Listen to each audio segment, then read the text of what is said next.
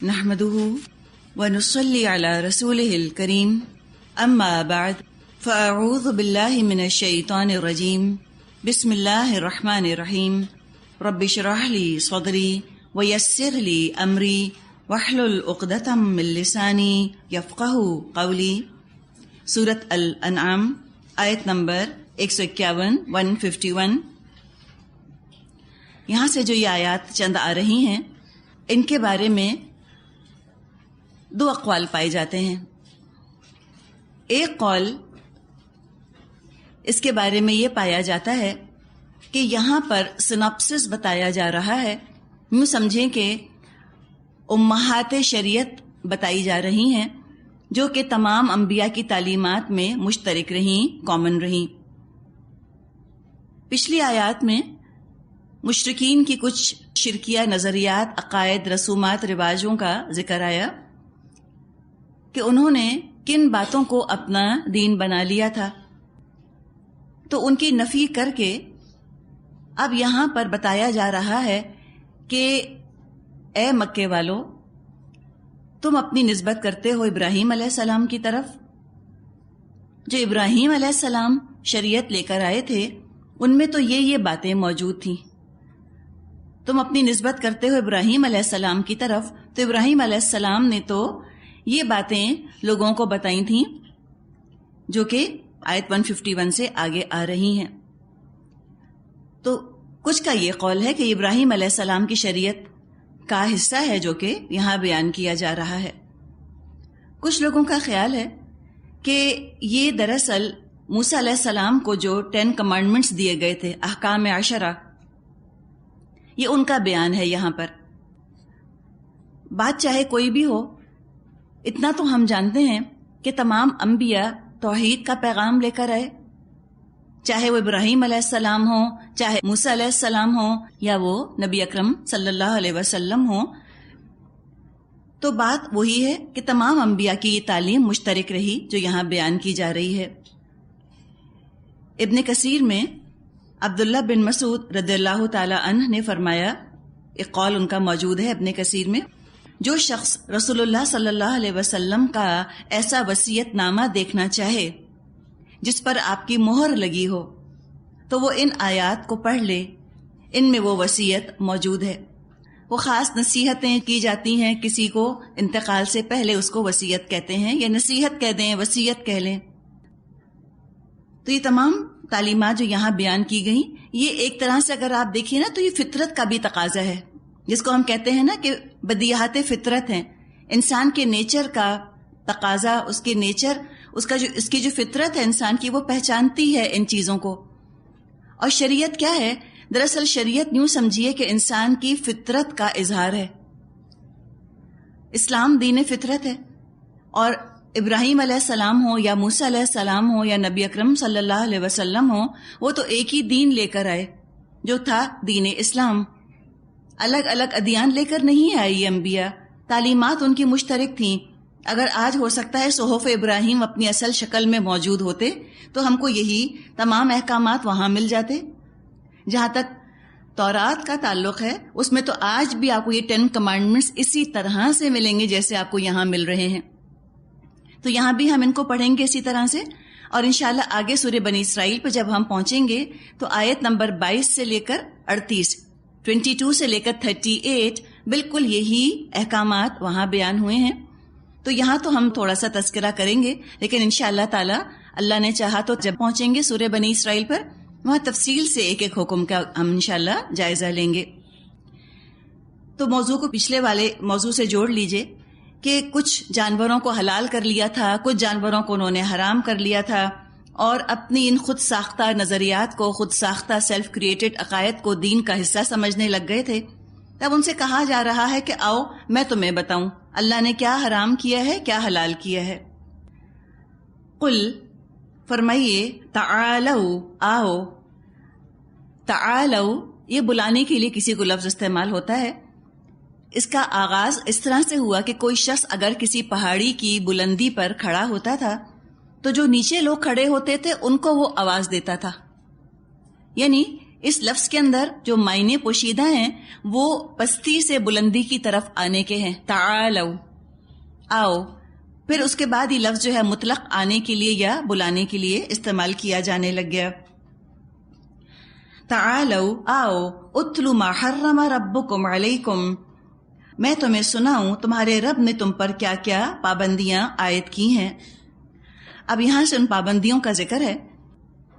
ان آیات کا زمانہ نزول بھی آپ ذہن میں رکھیے. سورہ انعام کے بارے میں کئی دفعہ ہم نے بات کی ہے کہ مکی دور کے آخر کی صورت ہے اور طویل ترین مکی صورتوں میں سے ایک صورت ہے. یہ ہجرت ہونے والی تھی، مدینے کی طرف مسلمان جانے والے تھے اور وہاں اسلامی معاشرہ قائم ہونا تھا.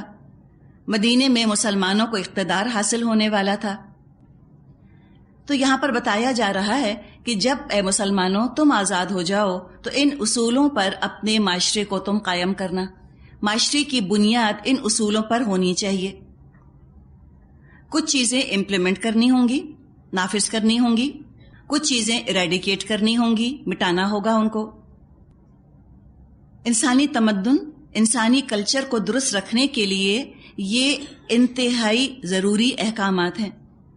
اگر ان احکامات میں جو یہاں دیے گئے ہیں اگر توازن نہیں ہوگا، بیلنس نہیں ہوگا، اگر ان کو امپلیمنٹ نہیں کیا جائے گا تو معاشرہ گل سڑ جائے گا. آپ دیکھیے یہاں جو احکامات آئیں گے ان کے ساتھ کسی قسم کی سزا کا ذکر نہیں ہے. ابھی صرف کیا ہو رہا ہے کہ لوگوں کے ذہنوں کو تیار کیا جا رہا ہے کہ مینٹلی پریپئر ہو جائیں کہ وہ ان چیزوں کو ایکسیپٹ کر لیں. اس لیے کہ اس کے برعکس چیزیں تھیں جو کہ عرب کے معاشرے میں رواج پا چکی تھیں. اور کوئی بھی معاشرہ جب پٹڑی سے ہٹتا ہے، جب وہ زوال کا اور وہ خرابی کا، برائی کا شکار ہوتا ہے، تو آپ دیکھیں گے کہ انہی چیزوں کی اہمیت ختم ہو جاتی ہے. تو معاشرہ زوال پذیر ہو جاتا ہے، ڈکلائن پر چلا جاتا ہے، ڈکے ہونے لگتا ہے، ڈیکیڈنٹ معاشرہ بن جاتا ہے، ڈیکیڈنٹ سوسائٹیز بن جاتی ہیں. لیکن اگر سزاؤں کے ساتھ بات شروع کی جاتی کہ اگر تم نے زنا کیا تو سزا ملے گی، اگر تم نے قتل کیا تو سزا ملے گی، تو سزاؤں سے اگر بات شروع کی جاتی تو لوگوں کو بات سمجھ نہ آتی، ایک دم ریئیکشن ہوتا، ریولژن ہوتا. لہٰذا بہت ہی ہم دیکھتے ہیں تدریج کے ساتھ، سٹیپ بائی سٹیپ، آہستہ آہستہ لوگوں کو بات بتائی گئی. پہلے ان کے ذہن تیار کیے گئے تاکہ ایکسیپٹیبلٹی کا مادہ، قبولیت کا مادہ ان کے اندر پیدا ہو. اور جب وہ خود اپنے دل سے یہ چاہنے لگ جائیں، پروز اینڈ کونس دیکھ لیں، چیزوں کے فائدے نقصانات دیکھ لیں، خود ان کی عقل، ان کی فطرت گواہی دے دے گی ان باتوں کی کہ ہاں جو بات بتائی گئی ہے بالکل درست ہے. پھر ان احکامات کی حفاظت کے لیے جب قوانین بنائے جائیں گے تو لوگوں کو اعتراض نہیں ہوگا. عائشہ رضی اللہ عنہا سے ایک حدیث ملتی ہے، مضمون اس کا یہ ہے کہ انہوں نے فرمایا کہ اگر فوراً کے فوراً اگر لوگوں پر شراب حرام کر دی جاتی وہ شراب کبھی نہ چھوڑتے. اگر فوراً لوگوں پر زنا حرام کر دیا جاتا وہ زنا کبھی نہ چھوڑتے. تو یہ پہلے ذہن کا بنانا، پہلے پرسپیکٹو درست کرنا، برائی کی خوبی کو ذہنوں سے مٹانا، جو برائیوں کو مزین کر دیا گیا تھا اس معاشرے کے اندر، اس زینت کا پردہ چاک کرنا اور برائی کے اوپر سے پردہ ہٹا کر برائی کو بے نقاب کر دینا کہ دیکھو کتنی گھناؤنی شکل ہے ان چیزوں کی، تم نے اس کو اتنا ایلیویٹ کیا ہوا ہے، تم نے اس کو اپنے لیے اتنا ضروری سمجھا ہوا ہے. تو یوں سمجھیں کہ پہلا قدم کیا ہوتا ہے، برائی کو ڈی گلیمرائز کرنا، ڈی کنسٹرکٹ کر دینا. جو شیطان نے خوبصورت پردے چڑھا دیے ہوتے ہیں گناہوں پر، برائیوں پر، ہوتا یہ ہے کہ انسان ان گناہوں میں ملوث ہوتا ہے، زندگیاں مزریبل ہوئی بھی ہوتی ہیں. لیکن ایک جو ہائپ بن گئی ہوتی ہے، جو پروپیگنڈا ہو گیا ہوتا ہے، وہ ایسا ہوتا ہے کہ جیسے اس سے اچھی تو کوئی چیز نہیں. تو لوگ محسوس کر رہے ہوتے ہیں، ان کی فطرت اس کرب میں مبتلا ہوتی ہے، ان کی زندگیاں کرب کا، اذیت کا ایک سمجھی کہ مجموعہ بن چکی ہوتی ہیں. لیکن چونکہ رواج پا جاتی ہیں یہ چیزیں، کوئی بولنے کی ہمت نہیں کرتا ان کے خلاف کہ یہ باتیں بری ہیں.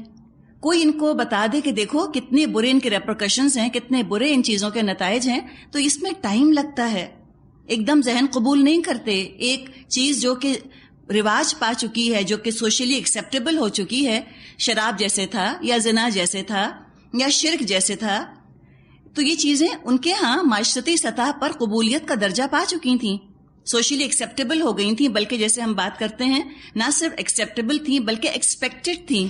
کہ وہ یہ کریں گے.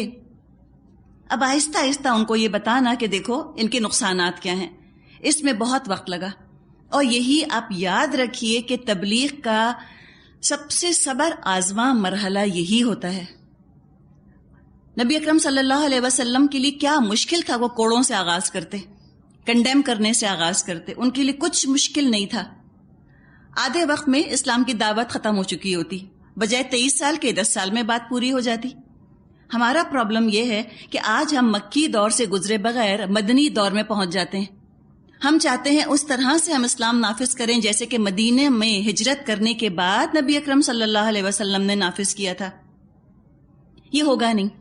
ہم پہلے احکامات دیتے ہیں لوگوں کو، ابھی لوگوں کو اللہ ہی نہیں پتا، ابھی لوگوں کو آخرت کا کوئی خوف نہیں، نہ وہ جہنم سے ڈرتے ہیں، نہ ان کے دل میں جنت کی لالچ ہے.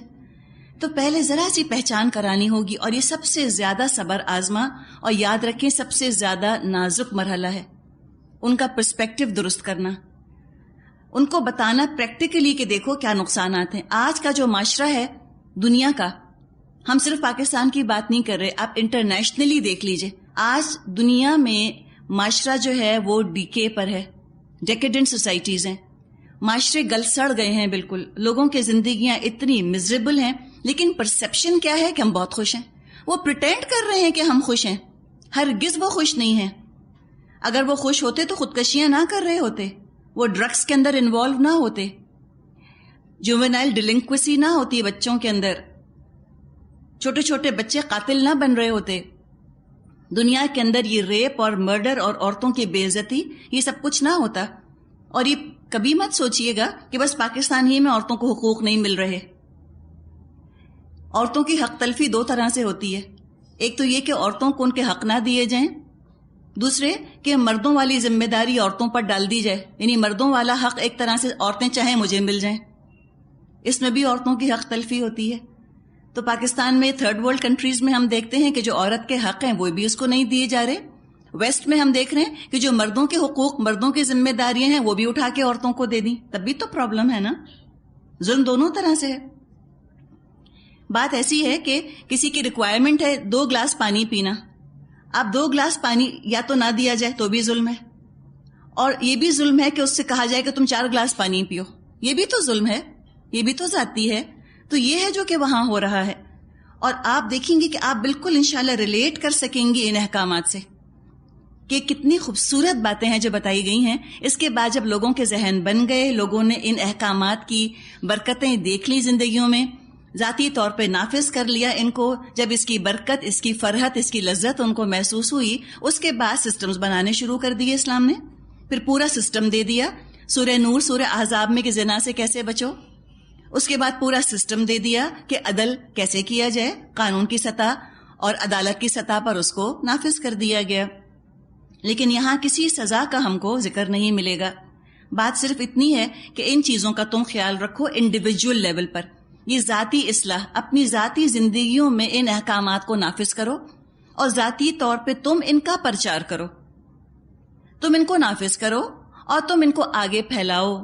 جو جو تمہارے پیارے ہیں، تمہارے سرکل آف انفلوئنس میں، تمہارے زیر اثر، تمہارے ماتحت جو لوگ ہیں، چاہے وہ کسی قانون کے درجے میں آپ کے ماتحت ہوں، آفیشلی آپ کے انڈر ہوں، یا جذباتی طور پہ آپ کے ساتھ ان کا لنک ہو، آپ کے ساتھ اٹیچ ہوں، ان کو تم یہ باتیں بتاؤ. یہ دراصل شروع کے احکامات ہیں، یہ تقاضا تھا. اور جب ذہن تیار ہو گئے، افراد تیار ہو گئے، اس کے بعد افراد ہی تو سسٹمز بناتے ہیں. پھر ہمارا پرابلم کیا ہے؟ افراد کی تیاری پر توجہ دیے بغیر ہم چھلانگ مارتے ہیں سسٹمز کے اوپر. تو سسٹم کیا ہے؟ سسٹم تو کوئی ٹینجیبل چیز تو نہیں ہے جو نظر آ سکے.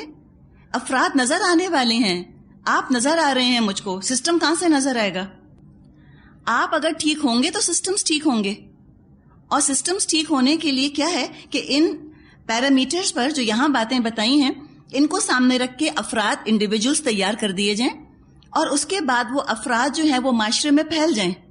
کوئی ڈاکٹر بن جائے، کوئی انجینئر بن جائے، کوئی پارلیمنٹ میں جا کر بیٹھ جائے، کوئی عدالت میں جا کے بیٹھ جائے، ہاسپٹلز میں جا کر بیٹھیں، اسپیس شٹل میں جا کر بیٹھ جائیں، آرمی میں چلے جائیں، فورس میں چلے جائیں، سکولز میں چلے جائیں، ٹیچرز بن جائیں، مائیں باپ جو مرضی بنے، جہاں جائیں گے وہ یہی ویلیوز لے کر جائیں گے. یہ کور مورل ویلیوز ہیں. جب وہ یہ کور مورل ویلیوز لے کر جائیں گے، اس مورل ایتھکس کے ساتھ جب وہ آگے کوئی بھی رول ادا کریں گے تو آپ دیکھیے گا کہ معاشرے میں کتنی تیزی کے ساتھ فلاح پھیلے گی. یہ مطلب نہیں ہے اسلام کا کہ تم یہ پڑھو اور بس تم سب قرآن پڑھانے بیٹھ جاؤ. سب قرآن نہیں پڑھا سکتے، اور قرآن پڑھانے والے سب کام نہیں کر سکتے. ٹھیک ہے نا؟ ایک آدمی سارے کام نہیں کر سکتا، اور سارے لوگ مل کر ایک کام نہیں کر سکتے، اس کی ضرورت نہیں. تو اسلام کا مزاج یہ ہے کہ افراد تیار کر دیے جائیں، ہیومن ریسورس تیار کر دی جائے، اور اس ہیومن ریسورس کو پھر آپ چھوڑ دیجئے. وہ جہاں جہاں جائیں گے وہ چیزوں کو اسلامائز کرتے چلے جائیں گے. آج ہمارا کیا پرابلم ہے؟ ہمارا پرابلم یہ ہے ہمارے پاس افراد نہیں ہیں. We have no human resource. نہ ہونے کے برابر ہے ہیومن ریسورس آج مسلمانوں کے پاس. لہٰذا مسلمان سسٹمز نہیں بنا سکتے.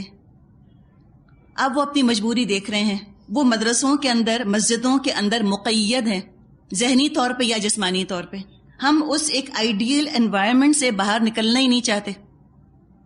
اگر ہم کنویں کے مینڈک بنے رہیں گے تو کیا ہوگا؟ کیا دنیا میں سسٹمز نہیں چلیں گے؟ دنیا تو چل رہی ہے، کاروبار بھی ہو رہا ہے، بزنس بھی ہے، ٹریڈ بھی ہے، اسٹاک ایکسچینج بھی کام کر رہا ہے، سبھی کچھ کام کر رہے ہیں سب ادارے. لیکن چونکہ ہمارا کنٹرول نہیں رہا مسلمانوں کا، ہم کچھ اس کو دے بھی نہیں سکتے، ہم کچھ آفر بھی نہیں کر سکتے کہ آؤ ہم سسٹمز بناتے ہیں. تو ہم نے اپنی پروٹیکشن کیسے کی؟ ریجیکشن کے ذریعے. ہم نے کہا ریجیکٹ کر دو ہر چیز کو، یہ بھی حرام، وہ بھی حرام، ٹی وی بھی حرام، انٹرنیٹ بھی حرام، بینکنگ بھی حرام، ٹریول کرنا بھی حرام، ہر چیز ہم نے کہہ دیا حرام ہے. بات ختم. تو اس میں ہوا کہ ہم آئسولیٹ ہو گئے ہیں نا. بالکل. آپ ورلڈ اوور دیکھیں، جہاں جہاں مسلمان رہ رہے ہیں کسی بھی ملک میں، وہ کہتے ہیں کہ مسلمان آئسولیٹڈ ہیں، کسی معاشرے کا وہ حصہ نہیں بن سکتے. They have nothing to give. ان کے پاس کچھ ہے ہی نہیں، کوئی پازیٹیو کنٹریبیوشن کر ہی نہیں سکتے وہ معاشروں کے لیے. تو ہم کہاں تک بتائیے آئسولیشن میں رہیں گے؟ چلیے ہم کہتے ہیں ہم اسٹرانگ ہو گئے ہیں، ہم ہو جائیں گے آئسولیٹ، ہمیں پرواہ نہیں. اپنے بچوں کو آپ کہاں تک آئسولیٹ کریں گی؟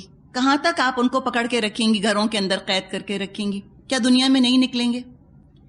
کیا وہ کام نہیں کریں گے؟ کریں گے نا. تو یہ ویلیوز ہیں، یہ کور مورل ویلیوز ہیں، یہ ایک دفعہ انسانوں میں آ جائیں پھر وہ جا کے سسٹمز کو اسلامائز کرتے ہیں. ہمیں ریجیکٹ کرنے کی ضرورت نہیں ہے، ہمیں اصلاح کی ضرورت ہے. اسی لیے ہم دیکھ رہے ہیں کہ مسلمان صرف آج کل جو ہے نا تخریب پر آمادہ ہیں، تعمیر پہ نہیں. تعمیر کر ہی نہیں سکتے، ان کی اپنی ہی شخصیت کی تعمیر نہیں ہوئی ہے. وہ تعمیر کیا کریں گے؟ نہ تعمیر کردار ہے، نہ تعمیر سیرت ہے، نہ کیریکٹر بلڈنگ ہے ہمارے ہاں. تو ہم جب بلڈ نہیں کریں گے تو پھر کیا کریں گے؟ ڈسٹروائے کریں گے نا. تو لہٰذا ہم سوسائڈ اٹیکس کرتے ہیں، ہم کو ٹیررسٹ کہا جاتا ہے. اگر کرنے کا کام ہے تو یہ کرنے کا کام ہے کہ قرآن سے ایسے ایسے پورشنز نکال لیے جائیں جو تعمیر سیرت کا کام دیتے ہیں. یہاں آپ کو ملے گا سورہ انعام میں، سورہ فرقان میں آپ کو ایک مقام ملے گا، سورہ معارج میں ملے گا. انشاءاللہ مختلف مقامات پہ ہم پہنچتے جائیں گے تو ان چیزوں کو ہم پوائنٹ آؤٹ کرتے جائیں گے. تو ایک دفعہ یہ چیزیں آ جائیں، پھر سسٹمز کو اسلامائز کر لیں. ہاں، جو سسٹم کے اندر غلط چیز ہے اس کو نکال دیں، اس کو ایلیمینیٹ کر دیا جائے، اور جو باقی چیز ہے جو کہ فائدے مند حصہ ہے اس کو رکھ لیا جائے. سارے کا سارا ریجیکٹ کر دینا، اس سے کیا فائدہ ہوگا؟ زندگیاں تو پیرالائز ہو جائیں گی لوگوں کی. اسلام تو چاہتا ہے کہ جب دین آئے تو دین کا فائدہ دنیا میں بھی ہو، دنیا میں بھی اصلاح ہو. تبھی تو کہا کہ تم یا اہل الکتاب لستم علی شیء حتی تقیموا التوراۃ، اے اہل کتاب تم کسی چیز پر نہیں ہو، تمہاری کوئی حیثیت نہیں ہے اللہ کی نظر میں جب تک تم تورات قائم نہ کرو. تو اگر ایسی ہی کوئی چیز ہے جو خالی آخرت سے جس کا تعلق ہے تو پھر تورات قائم کیسے ہوتی، یا قرآن قائم کیسے ہوگا؟ قرآن قائم ہونے کے لیے آیا ہے، پریکٹیکل ہے، لیکن اس کے لیے پہلے گراؤنڈ ورک کرنا ہوگا، پہلے دلوں کی زمین کو نرم کرنا ہوگا. جو جس پروفیشن میں جہاں ہے وہ اپنی اپنی جگہ ایک چلتا پھرتا چراغ بن جائے کہ اللہ تعالیٰ نور دے دیتا ہے. یمشی بہی فی الناس، وہ اس سے لوگوں میں چلتا پھرتا رہتا ہے، ہر جگہ جاتا ہے. اس کی ضرورت ہے. تو لہٰذا اس پوائنٹ آف ویو سے اب آپ دیکھیے کیا احکامات دیے گئے ہیں، اللہ نے کیا چیزیں حرام کی ہیں، پہلے کیا چیزیں ایریڈیکیٹ کرنی ہیں اور کیا چیزیں امپلیمنٹ کرنی ہیں. ڈوز اینڈ ڈونٹس آ رہی ہیں یہاں پر. یوں سمجھیں کہ شریعت ان اے نٹ شیل، یہ شریعت کا بیج ہے جو یہاں بتایا گیا، اسی کے برگ و بار ہیں، اسی کے باقی ثمر اور پھل ہیں جو کہ بعد میں تفصیل کے ساتھ احکامات اور سسٹمز کی شکل میں دیے گئے. پہلی چیز جو کسی بھی معاشرے سے مٹانے والی ہے، ایریڈیکیٹ کرنے والی ہے، وہ کیا ہے؟ اللہ تشرکو بہ شیئا، یہ کہ اس کے ساتھ کسی کو شریک مت کرو. اللہ کے ساتھ کسی کو شریک نہیں کرنا چاہیے. شرک کا لفظ قرآن میں تقریباً 75 دفعہ 75 ٹائمز آیا ہے. اللہ کے ساتھ شریک نہ کرو، اللہ کو سب سے بڑا رکھو. صرف ریچولز کی حد تک نہیں کہ نماز پڑھنے کے لیے آؤ، جا نماز پر کھڑے ہو تو کہہ دو اللہ اکبر، نہیں، یہ نہیں ہے. اگر تم نے جا نماز پر کہا اللہ اکبر، اللہ سب سے بڑا ہے، اس کے بعد تم نکل کر معاشرے میں گئے، وہاں تم نے لوگوں کو سب سے بڑا بنا دیا، اللہ کی بات پیچھے ہو گئی، تو پھر اللہ بڑا کیا ہوا؟ یہ تو زندگی میں شرک آ گیا. عبادات میں اللہ بڑا ہے، معاشرت کے اندر معاشرہ بڑا ہے، معیشت کے اندر سود بڑا ہے، تو پھر اللہ کیسے بڑا ہوا؟ یہ تو شرک ہو گیا. 4 چیزیں بیک وقت اگر ایک جتنی بڑی ہیں تو یہی تو شرک ہے. تو کوئی یہ نہ سمجھے ہم میں سے کہ اگر ہم نے نماز پڑھ لی، روزے رکھ لی تو ہم شرک سے بچ گئے. پرابلم یہ ہے کہ ہم بت پرستی کو شرک سمجھتے ہیں، بلکہ صرف بت پرستی کو شرک سمجھتے ہیں. ہم کہتے ہیں ہمارے گھر میں تو کوئی بت نہیں رکھے، ہم تھوڑی کوئی بتوں کو پوجتے ہیں تو ہم مشرک نہیں. سمجھنے کی بات یہ ہے ہر طرح کی بت پرستی تو شرک ہوتی ہی ہے، لیکن ہر شرک بت پرستی نہیں ہوتا. ہر شرک بت پرستی نہیں ہوتا، اس کی بہت سی الگ الگ قسمیں ہیں. شرک یہ ہے کہ اللہ کے برابر کسی اور کو درجہ دے دیا جائے. جیسی اللہ کی اطاعت ہونی چاہیے ویسے کسی اور کی اطاعت شروع کر دی جائے. جتنی اللہ سے محبت ہونی چاہیے اتنی کسی اور سے محبت کرنی شروع کر دی جائے. جیسے اللہ کا خوف، اللہ پر توکل ہونا چاہیے، ایسا خوف، ایسا توکل کسی اور کے ساتھ اس کا رشتہ جڑ جائے تو یہ شریک کر لیا اللہ کے ساتھ. تو اللہ کے ساتھ شریک نہیں کرنا. کوئی ہستی، کوئی محبت، کوئی نظریہ، کوئی انسٹیٹیوشن اللہ کے برابر نہ آئے. للہیت برقرار رکھنی ہے ہر چیز کے لیے. بار بار نیت کو ٹٹول کے رکھیں کہ یہ کام جو میں کر رہی ہوں کیوں، why am I doing it, کیا میرا موٹیویشن ہے، میں چاہتی کیا ہوں. اور آپ یہ جواب اپنے ذہن میں لے کر آئیے کہ میں اللہ کے لیے کام کر رہی ہوں. ہو سکتا ہے کہ آپ کا نفس کہہ رہا ہو تم اپنے لیے کرو، آپ کہیں نہیں میں اللہ کے لیے کر رہی ہوں. تو یہ کہا گیا کہ اللہ کے ساتھ شرک نہ کرو. شرک انرجیز کو غلط رخ پر ڈال دیتا ہے، انسان کا ہدف غلط ہو جاتا ہے. طاقت، توانائی، وقت لگا رہا ہوتا ہے لیکن ٹارگٹ پہ نہیں پہنچ رہی ہوتی یہ چیزیں. تو اگر ٹارگٹ پہ رکھنا ہے اپنے آپ کو، صحیح رخ پہ رکھنا ہے تو شرک سے بچنا ہوگا. مالک حقیقی سوورینٹی بس اللہ کی ہے، ایبسلیوٹ اونرشپ صرف اللہ کی ہے. تو ایبسلیوٹ سوورینٹی جب اللہ کی ہے، خود بخود یہ خیال آئے گا کہ ایبسلیوٹ لیجسلیٹو پاورز وہ بھی اللہ ہی کے ہیں. جو میرے پاس ہے امانت کے طور پہ ہے، مجھے بس امانت کا حق ادا کرنا ہے. وقت امانت ہے، رشتہ دار امانت ہیں، ذہانت امانت ہے، زندگی امانت ہے. تھوڑی دیر کے لیے اللہ نے میرے پاس رکھوائی ہے، بس میں اللہ سے یہ توفیق مانگوں کہ اللہ اس امانت کا حق ادا کرنے کی مجھے توفیق عطا فرما دے. یہ ہے دراصل توحید پر آ جانا. عبادہ بن صامت رضی اللہ عنہ سے نبی اکرم صلی اللہ علیہ وسلم نے فرمایا کہ اللہ کے ساتھ کسی کو ساجی قرار نہ دے، اللہ کے برابر کسی کو نہ بنا، اگرچہ تیرے ٹکڑے کر دیے جائیں، یا تجھ کو سولی چڑھا دیا جائے، یا تجھے زندہ جلا دیا جائے. کوئی بات نہیں، جان کا چلا جانا کم نقصان ہے، وہ تو جانی ہی جانی ہے ایک دن. لیکن ایمان کا چلا جانا، توحید کا رخصت ہو جانا، یہ ناقابل تلافی نقصان ہے. زندگی آج چلی گئی تو کیا ہوا، تو دوبارہ ملنی ہی ملنی ہے، ہمیشہ ہمیشہ کی زندگی. یہ تو ویسے بھی جانی تھی، یہ تو ویسے بھی ٹیمپرری ہے، عارضی شیلٹر ہے جس میں ہم رہ رہے ہیں، اس کو تو جانا ہے ہی. زندگی تو دوبارہ ملنی ہی ملنی ہے ہر ایک کو، تو اس کے جانے کا اتنا غم نہ ہو. اصل چیز کیا ہے، ایمان نہ جانے پائے. شرک سب سے زیادہ ایکسپلائٹیٹو چیز ہے. انسانوں نے جو انسانوں کو ایکسپلائٹ کیا ہے سب سے زیادہ شرک کی وجہ سے کیا ہے. ایک دفعہ شرک سے نجات مل جاتی ہے تو انسان کو آزادی کا احساس ہوتا ہے، لبریشن کا احساس ہوتا ہے. توحید ہی میں دراصل حریت ہے، لبریشن ہے. اور جب تک ہم لوگوں کے خوف دوسروں کے دماغوں سے نہیں نکالیں گے، جب تک ہم ان کو آگے کچھ نہیں بتا سکتے. جب تک لوگ پیپل کانشیس رہیں گے، سیلف کانشیس رہیں گے، نفس پرستی کا شکار رہیں گے یا انسان پرست ہو کر بیٹھے رہیں گے، وہ کچھ نہیں کر سکتے. پھر آپ دیکھ لیں آج کا پرابلم یہ ہے، پیئر پریشر. یہی ہے نا، خاندان کا پریشر، خاندان کا دباؤ، میاں کا دباؤ، سسرال کا دباؤ، والدین کا دباؤ. وہ تو تھے ہی، ایک نیا دباؤ شروع ہو گیا، بچوں کا دباؤ. پہلے تو یہ تھا کہ بچے دبتے تھے ماں باپ سے، آج ماں باپ دبتے ہیں بچوں سے. تو یہ تمام جو دباؤ ہیں یہ کیوں؟ پیپل کانشیس ہونے کی وجہ سے. تو جب تک لوگوں کی عظمت اللہ کی عظمت سے زیادہ رہے گی، جب تک آگے انسان کچھ کر نہیں سکتا. یہ تو ٹوٹل پیرالسس ہے انسان کا، فالج کی طرح ہو جاتا ہے، فالج زدہ انسان. چاہتے ہوئے بھی وہ دین پر عمل نہیں کر سکتا. بات ساری سمجھ میں آ جاتی ہے، عمل نہیں ہو سکتا. خوف، لوگوں کا خوف اس کو روک لیتا ہے، پیرالائز کر دیتا ہے. پیرالائزنگ فیئر ہے لوگوں کا ہمارے دل کے اندر. آپ خود آزما کے دیکھ لیجئے. لوگوں سے آپ بات کریں، وہ یہی کہیں گے کہ لوگوں سے ہمیں ڈر لگتا ہے. واٹ ول پیپل سے، ہماری فرینڈس کیا کہیں گی، ہمارے فرینڈس کیا کہیں گے، لوگ کیا کہیں گے، آفس میں کوئی کیا کہے گا. تو پہلے تو یہ شرک ہی پر کام نہیں کیا گیا، تو لہٰذا آگے احکامات لوگوں کے لیے قبول کرنا بڑا مشکل ہے. 2/3 قرآن جو مکے میں نازل ہوا، اس میں شرک سے نجات دلانے کی لوگوں کو کوشش کی گئی. ایک دفعہ عرب میں اور مکے والوں میں سے شرک نکل گیا، ان کی ساری صلاحیتیں جو ہیں وہ آگے کام آنے لگ گئیں، ابھرنے لگ گئیں، پھلیں اور پھولیں.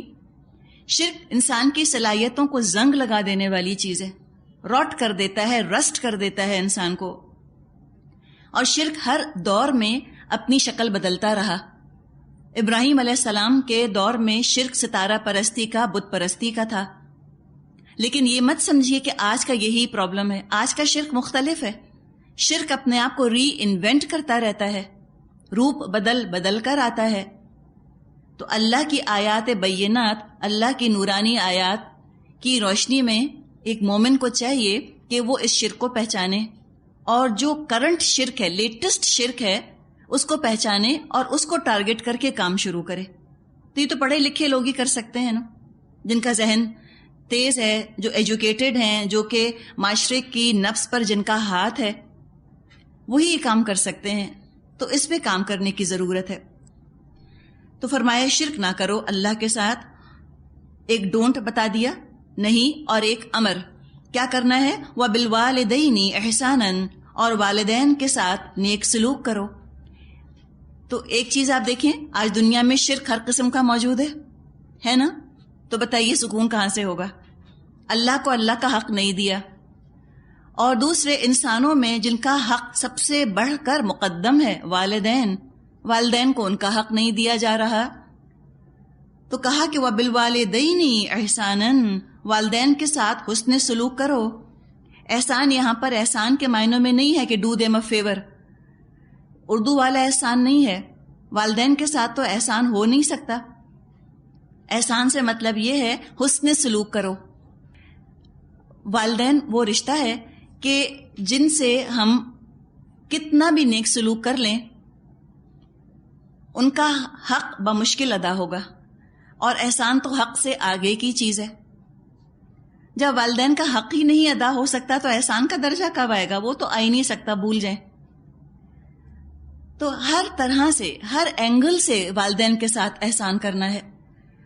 پیسے کے لحاظ سے احسان کیجئے، حسن سلوک کیجئے. جو خود کھائیں، جو سہولتیں خود استعمال کریں، وہ والدین کے لیے مہیا ہونی چاہیے. بات چیت کرنے میں والدین کے ساتھ احسان ہونا چاہیے. ایک لفظ ہم استعمال کرتے ہیں نا، مکھن لگانا، کہتے ہیں نا مکھن لگانا، یا کہتے ہیں چاپلوسی کرنا. یہ تو اچھی چیز تو نہیں ہے نا. دو کے ساتھ بہت اچھی ہے. ایک والدین کے ساتھ، والدین کو جتنا مکھن لگائیں کم ہے، آپ کا عمال نامہ موٹا ہوگا. تو والدین سے بہت پیار سے گفتگو کرنی چاہیے. آپ دیکھیے سب سے بڑا تو یوں محسوس ہوتا ہے کہ والدین کے ساتھ حسن سلوک یہ ہے کہ والدین کو وہ احسانات یاد دلائے جائیں جو انہوں نے آپ پر کیے. ان کو یاد دلائیں کہ امی میں چھوٹی تھی تو آپ ایسے کرتی تھی نا, ابو جب میں چھوٹی تھی تو آپ یوں کرتے تھے نا. اس میں جو خوشی والدین کو ہوتی ہے کہ کوئی ان کو ان کی اولاد یہ کہہ دے کہ آپ بہت اچھے والدین تھے.